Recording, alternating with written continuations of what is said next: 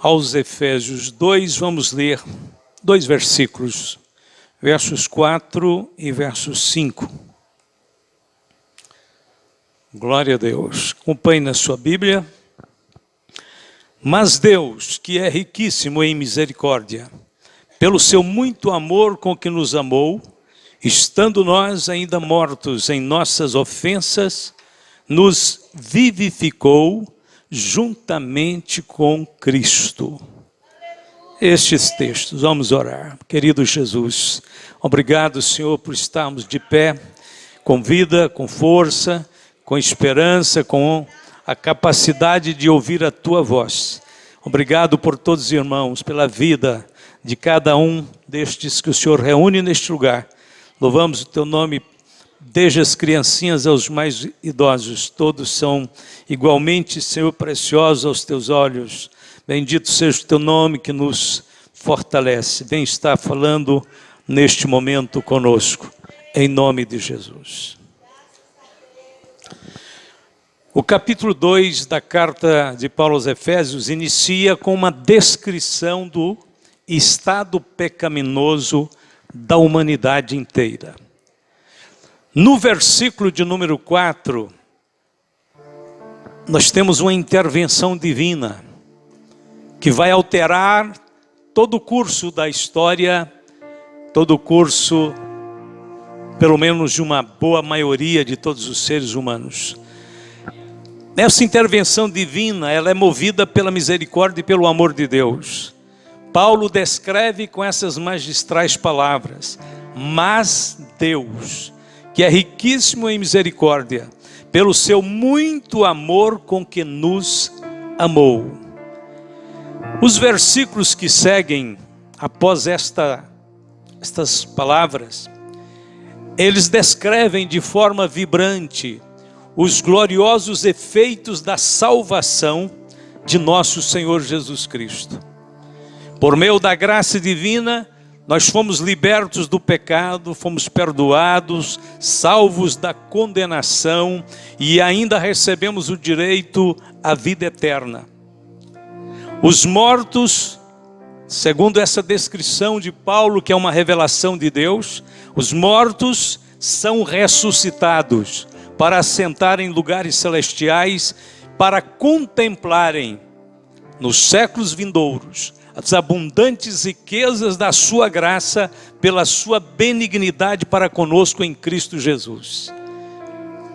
Essas declarações asseguram que a nova vida em Cristo reserva incontáveis bênçãos espirituais, bênçãos que extrapolam a imaginação de qualquer ser humano. A palavra que eu estou trazendo aos irmãos tem o seguinte tema: o que o pecado fez e a graça desfez. Tudo que Paulo fala em Efésios, que é uma síntese da doutrina da salvação, tudo então que ele menciona neste momento tão grandioso da revelação bíblica, tem a ver então com a frase que eu mencionei: o que o pecado fez e a graça desfez. Preste atenção então no que segue a partir de agora. A Bíblia diz então, Paulo começa dizendo que o pecado trouxe morte, e depois ele vai enfatizar que a graça vem contrapor trazendo vida. Então tudo que o homem consegue trazer consigo para a sua existência terrena é morte, é negativo, por conta da natureza do pecado, por conta do estado doentio em que o mundo acabou entrando devido ao pecado, que é contagioso, que passa de natureza de pai para filho desde o nascimento. Então Deus teria que intervir com uma ação e trazendo algo que fosse a reversão exatamente daquilo que nós geramos por conta da nossa desobediência. Então a Bíblia diz que tudo que acontece, que vai reverter esse quadro, tem origem na misericórdia. Mas Deus, que é riquíssimo em misericórdia, não fala de méritos, não fala de direitos, não fala de razões humanas, fala aqui de uma misericórdia, de uma graça infinita, de algo que sobrepõe, que vai muito além do que nós já conseguimos entender até hoje, é muito mais elevado. Depois de apresentar então a terrível situação da humanidade sob a ira de Deus, Paulo então passa a descrever os atos divinos de amor, de misericórdia, que vão alterar o estado perdido da raça humana. A expressão "mas Deus" é uma conjunção adversativa que tem a finalidade de sublinhar a intervenção divina nesta situação. A intervenção do Senhor, de Deus, é fruto do seu muito amor com que nos amou. Por causa desse amor, fomos escolhidos, vivificados, fomos ressuscitados daquela condição de morte. Paulo já havia mencionado que tanto a redenção pelo sangue, quanto a remissão dos pecados, tinham sido realizados por causa das riquezas da sua graça. Agora Paulo menciona a riqueza da misericórdia também. A graça e a misericórdia se unem a nosso favor, graças a Deus, né? Graças a Deus que Deus não mandou juízo, Deus manifestou graça e misericórdia. Estando nós ainda mortos em nossas ofensas, pecados, nos vivificou juntamente com Cristo. Então aqui nós temos o mistério da identificação com Cristo, que transforma a nossa vida, que nos coloca numa outra condição aos olhos de Deus. Estando nós ainda mortos, isso é o que é próprio do homem. Nos vivificou, agora isso é totalmente de Deus.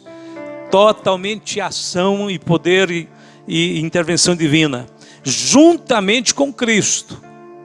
Então vamos prestar atenção.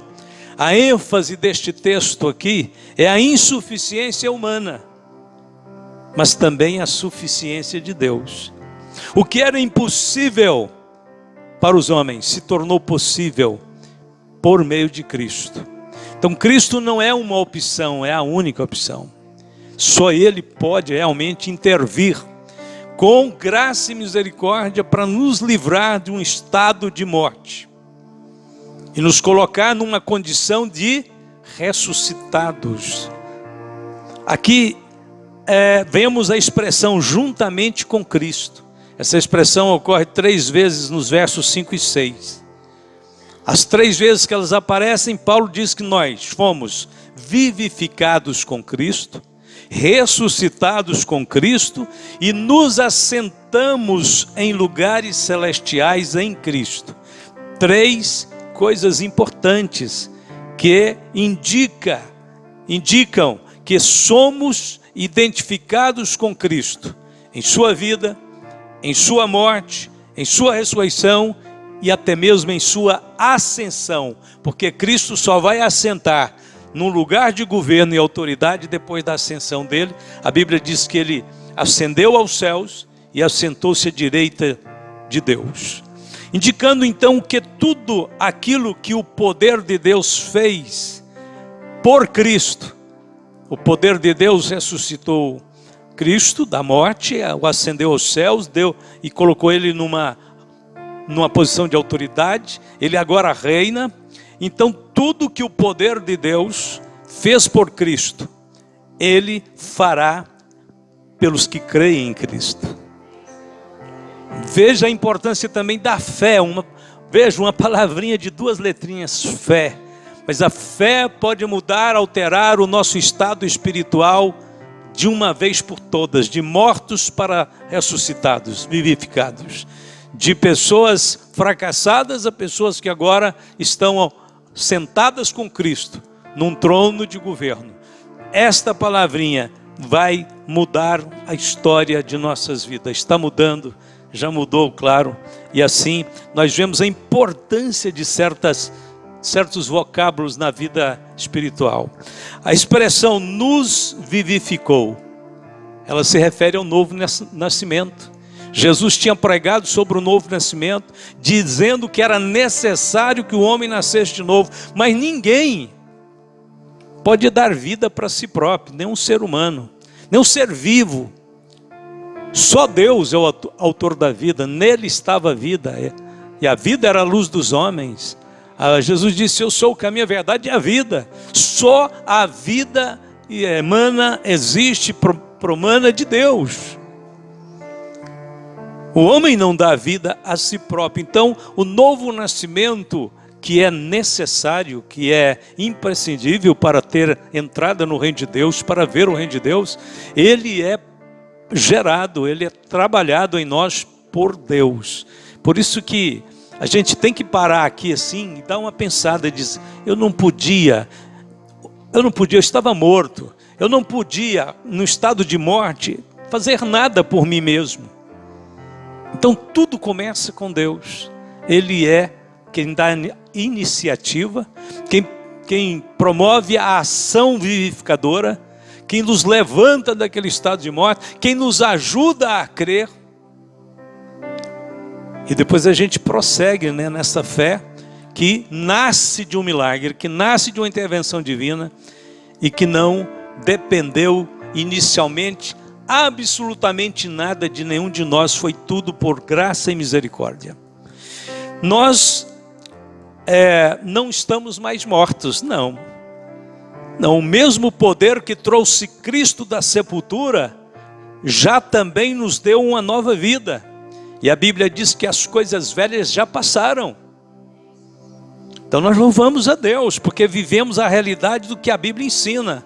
Eu sou uma nova criatura em Cristo Jesus. As coisas velhas já não dominam minha vida. Eu estou em processo de transformação espiritual. A cada dia eu vou me renovando pela nova mente, pela nova natureza que Deus me deu. Nós éramos pecadores, estávamos afastados de Deus. Essa era a condição. Não tínhamos a menor condição de dar sequer o início à nossa salvação. Então a obra inteira teria que ser realizada por Deus do começo ao fim. E aí a gente então descobre que a única razão pela qual nós temos esta vida espiritual, essa esperança gloriosa, a certeza da vida eterna, foi porque Deus usou um recurso divino, estava escondido em Deus. Deus tinha preparado esse recurso divino para esse tempo, para esta hora, e este recurso então chama-se graça.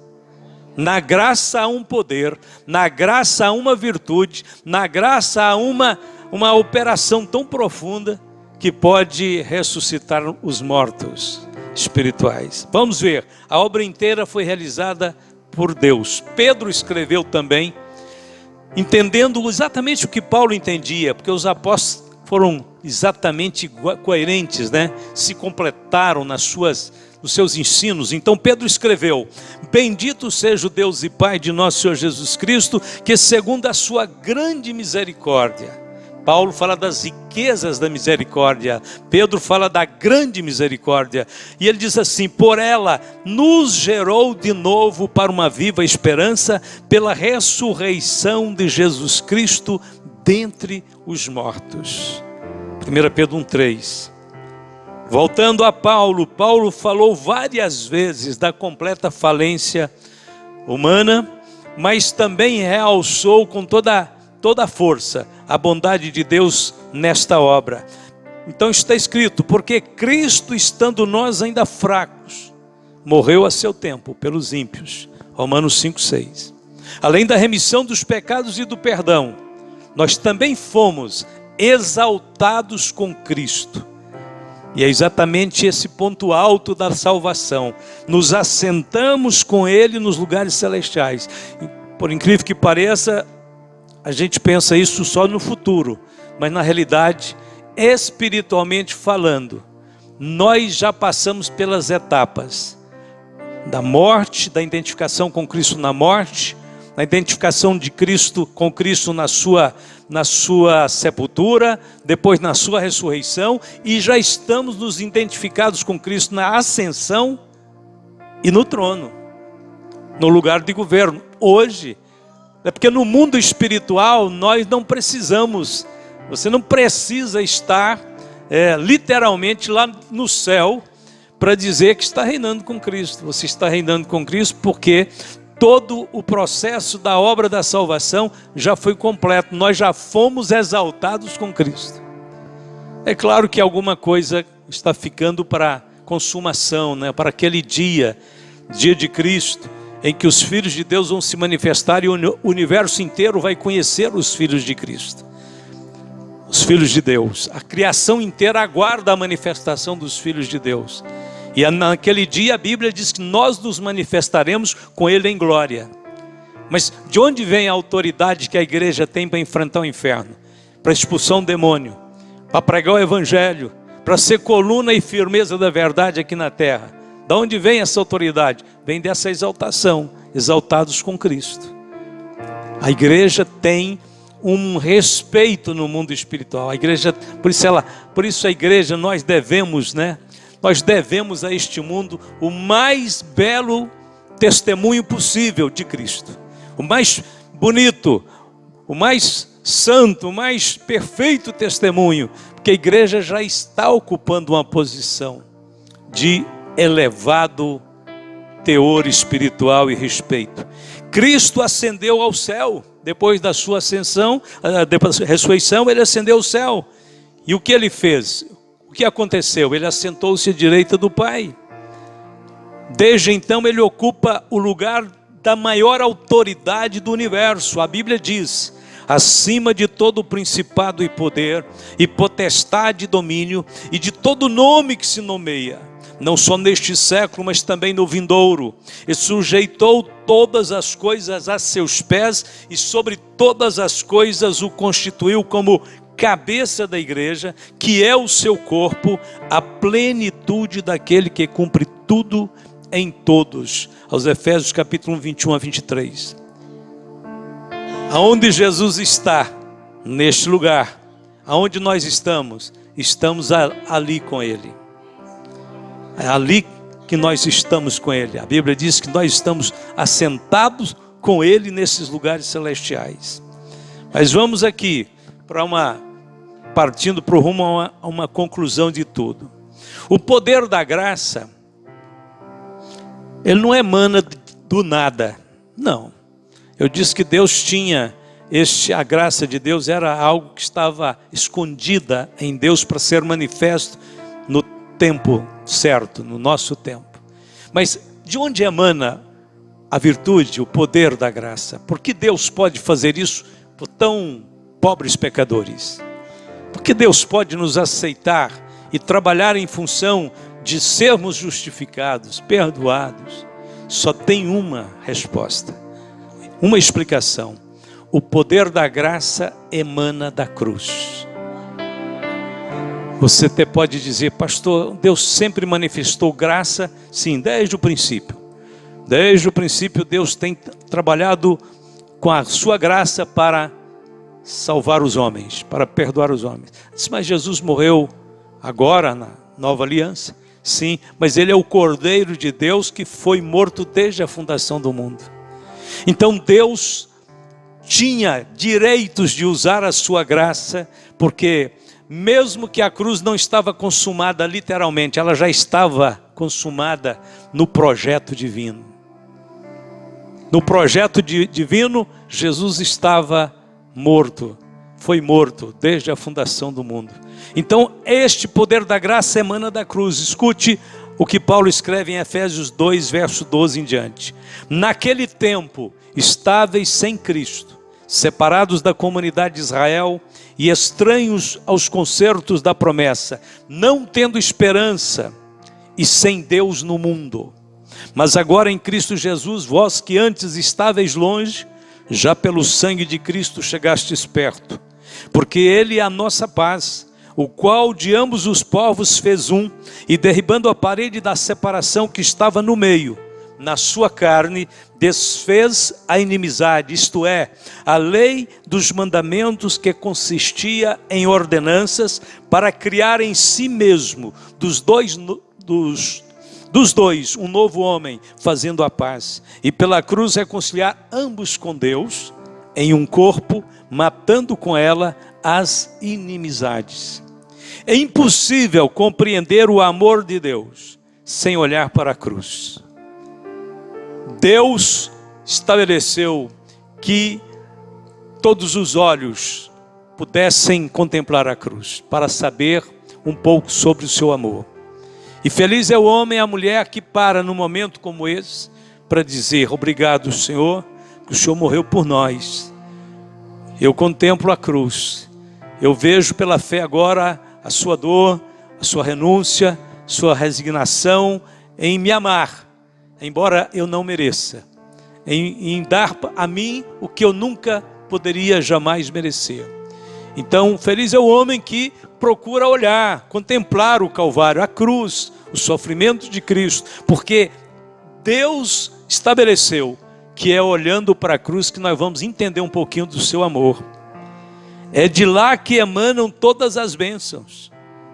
A cruz é a razão dessa graça, do perdão, da reconciliação, da redenção. A graça é a razão da nossa justificação, do nosso novo nascimento, da nossa exaltação, e por conta da cruz é que um dia seremos glorificados. Aliás, e voltando um pouco atrás, dentro da história da igreja, não haveria derramamento do Espírito Santo se não houvesse a cruz, Calvário.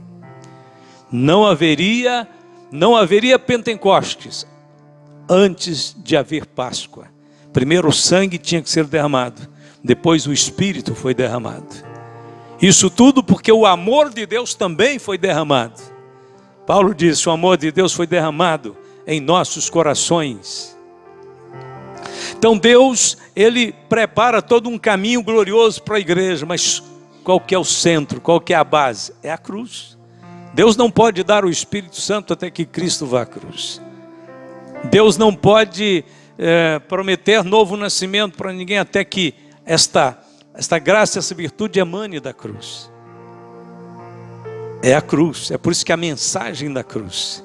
Por isso que Paulo disse: nada propus saber entre vós senão Jesus Cristo e este crucificado. Pessoas quando descobrem, a bênção do Espírito Santo, dos dons, das maravilhas de Deus através dos milagres, a ação do Espírito Santo, aí ele entusiasma, e deve entusiasmar mesmo, com a bendita e gloriosa obra do Espírito Santo. E às vezes ele esquece, ele não entende que ele só pode ter aquilo e acessar aquilo por conta da cruz. É a cruz que abre um novo e vivo caminho. É a cruz que faz a janela do céu se abrir. Só a cruz, só o sangue derramado na cruz. A cruz, então, é de onde de lá emana todas as bênçãos de Deus. A cruz veio a ser a maior prova do amor que excede todo entendimento. A Bíblia diz que, para que Cristo habite pela fé no vosso coração, a fim de, estando arraigados e fundados em amor, poderdes perfeitamente compreender com todos os santos qual seja a largura, o comprimento, a altura e a profundidade, e conhecer o amor de Cristo que excede todo entendimento, para que sejais cheios de toda a plenitude de Deus. Cristo e a sua cruz é o centro, é o coração do universo, da história, da eternidade. Tudo vem dele, emana dele, para ele existe. Jesus realmente tinha que ser exaltado como o príncipe da nossa salvação.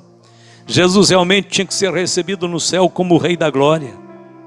Jesus tinha que ser realmente aclamado como Senhor e Rei de todas as coisas, O Pai lhe deu um nome que é sobre todo nome, para que ao nome de Jesus toda língua confesse que Ele é Senhor e se dobre diante dEle, para a glória de Deus Pai.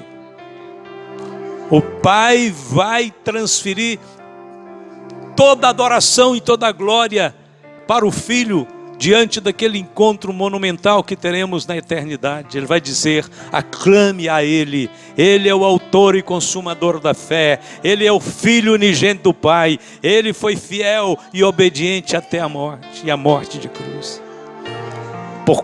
Por conta dessas atitudes tão sublimes que Jesus teve, Ele conquistou o direito de ser amado, de ser obedecido, de ser seguido, de ser o centro da vida de todo ser humano. A cruz então se tornou a maior prova do amor que excede todo entendimento, porque Deus amou o mundo de tal maneira que deu o seu Filho unigênito. Mas Deus prova o seu amor para conosco, em que Cristo Jesus morreu por nós, sendo nós ainda pecadores. A última palavra: a humanidade inteira pode ser classificada em apenas dois grandes grupos: aqueles que ainda permanecem mortos em seus pecados e aqueles que já foram vivificados em Cristo.